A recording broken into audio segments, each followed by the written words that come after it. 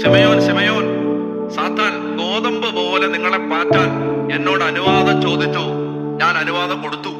എന്നാൽ നിന്റെ വിശ്വാസം ക്ഷയിക്കാതിരിക്കാൻ ഞാൻ നിനക്ക് വേണ്ടി പ്രാർത്ഥിച്ചിട്ടുണ്ട്. നീ തിരിച്ചു വന്ന് നിന്റെ സഹോദരന്മാരെ ശക്തിപ്പെടുത്തണം. നിങ്ങൾ ശ്രദ്ധിക്കുക, ഇത് വളരെ ആഴമുള്ളൊരു വചനമാണിത്. യേശു ശിമയോൻ പരീക്ഷിക്കപ്പെടരുത് എന്ന് പ്രാർത്ഥിച്ചില്ല. പരീക്ഷിക്കപ്പെടും എന്ന് യേശുവിന് അറിയാം. സാത്താന് ശിമയോനെ പരീക്ഷിക്കാൻ യേശു അനുവാദം കൊടുത്തു.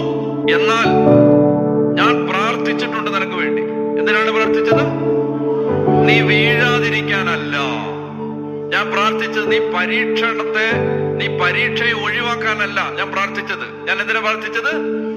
നിന്റെ വിശ്വാസം ക്ഷയിക്കാതിരിക്കാൻ ഞാൻ നിനക്ക് വേണ്ടി പ്രാർത്ഥിച്ചിട്ടുണ്ട്. അതായത് നിന്റെ വിശ്വാസം ക്ഷയിക്കാതിരുന്നാൽ, ശ്രദ്ധിക്കുന്നുണ്ടോ?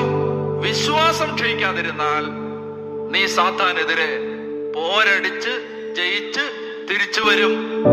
നീ തിരിച്ചു വരുമ്പോ ഞാൻ എന്തിനാന്നറിയാപ്പോ പെർമിഷൻ കൊടുത്തിരിക്കുന്നത്? നീ ഈ പരീക്ഷണത്തെ നേരിടാൻ ശിമയോൻ, ഞാൻ സാത്താൻ അനുവാദം കൊടുത്തിരിക്കുന്നത്, നിന്നെ പരീക്ഷിക്കാൻ അനുവാദം കൊടുത്തിരിക്കുന്നതെന്നറിയാമോ? നീ ലീഡറാണ്.